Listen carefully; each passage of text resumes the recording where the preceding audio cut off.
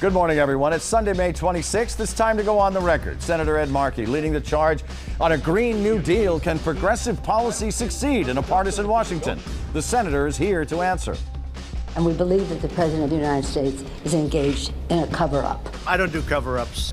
White House meltdown. For Democrats and the Trump administration, the stakes have never been higher. What's next?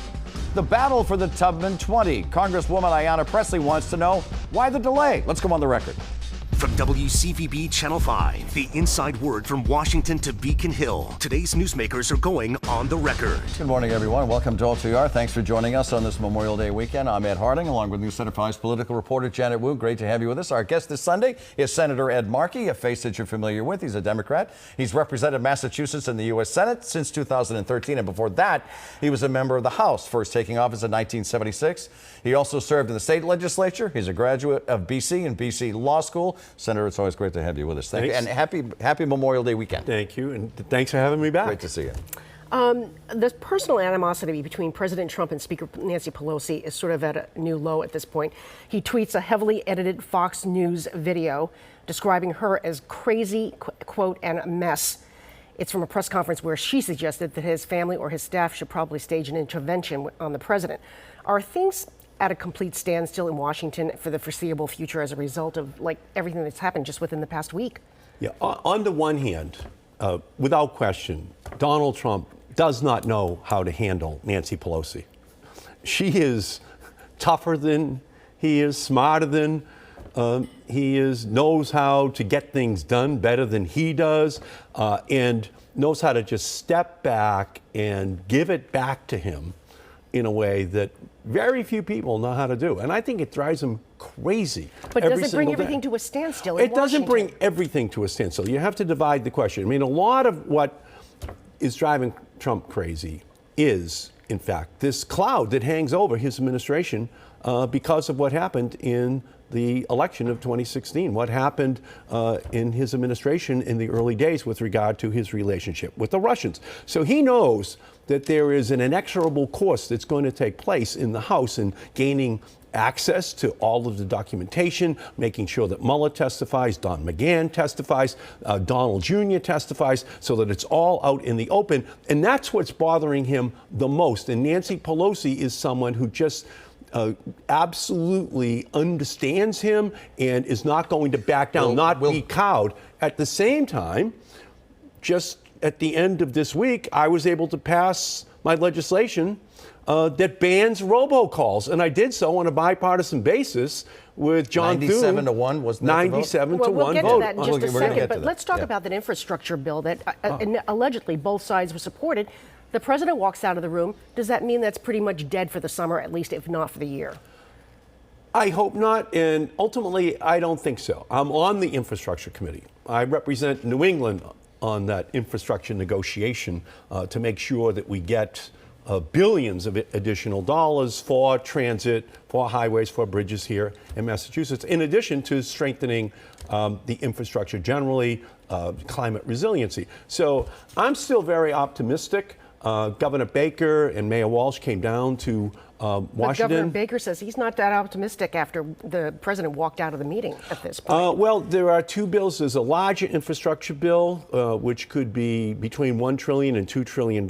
There's a smaller one, which is $300 billion, out of which Massachusetts would receive $5 billion, which I'm still very confident, very hopeful that we'll be able to pass this year, regardless of all of the bickering and the fighting that will be going on with regard to the larger infrastructure bill. The president mentioned during this week the I word. He kept saying the I word, the I word, the I word, impeachment. Are you still not ready for impeachment? Are you not all in for impeachment? How do you feel about it? Impeachment's on the table.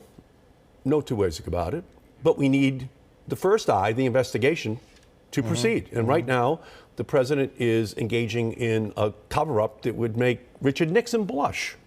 And so that's a big part of what this tension is that exists, why he's getting his backup, because he doesn't want to have an unredacted Mueller report be made available to Congress. He does not want for McGahn or anyone else that could give us the real inside information about what was happening under oath, testifying before the American people in the Congress. So we're on a pathway to getting the information because impeachment is definitely on the table. You have to have the first eye take place first, the investigation. Two eyes. Or Congressman Richard Neal to get his hands on the president's tax returns. The president's tax returns. New York State's trying to get the president's business records so that there can be a fuller x-ray of everything that has been going on in Trump's life, especially during the time that he has been president or running for president. Let's switch the conversation to the Green New Deal, which I know that you and AOC sponsored together have started, but no Republican sponsors, no chance of Mitch McConnell bringing this up. So the question to you is, isn't this more about politics and headlines than it is headlines for 2020 than it is really about policy? At the end of 2018, two things happened. Number one, the United Nations issued a report, all nations in the world, saying that climate change is now an existential threat to the planet.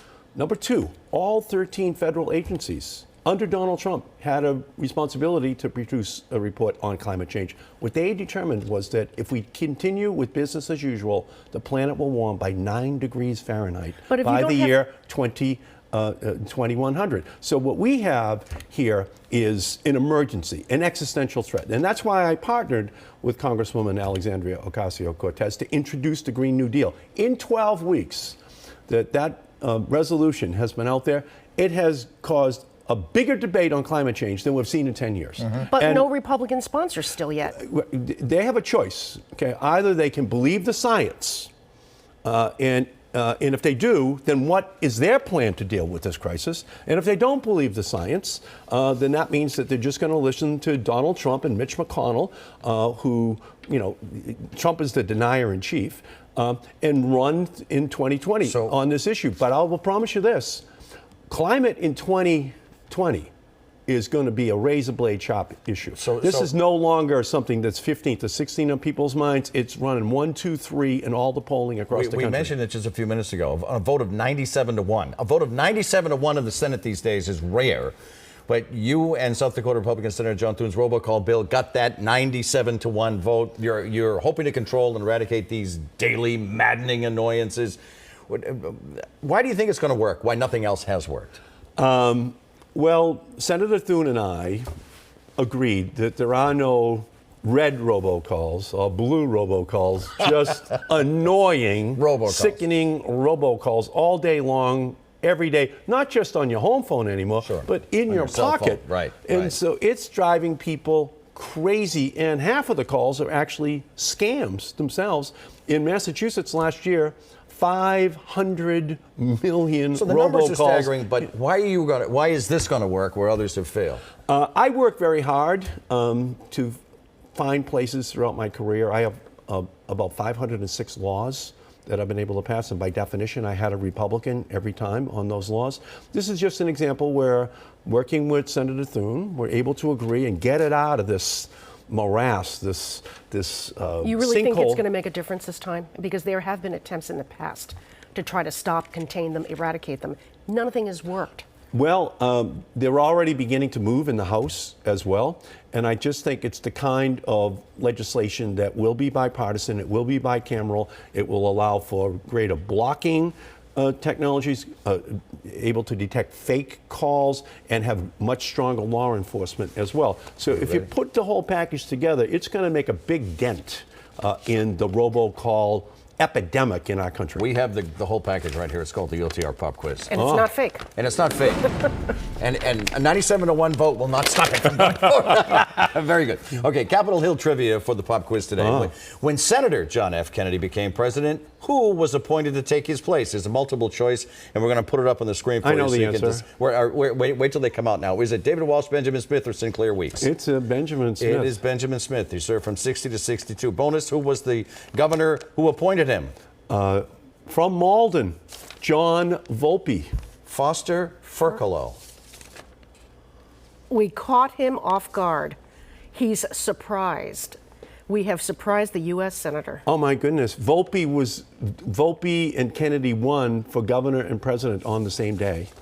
And so But Foster was still still sitting governor. there, Yep. so he gave him the appointment before the inauguration. There you go. Yeah. You served in the House before the Senate, as we explained. From this list of former Massachusetts senators, who did not serve a term in the lower chamber? Was it John Quincy Adams? Was it Henry Cabot Lodge Jr.? Was it Edward Brooke? Who did not serve in the lower chamber? Edward Brooke never He was served. Massachusetts Attorney General before he won his Senate seat. We continue on the record with Senator Ed Markey. Stay with us.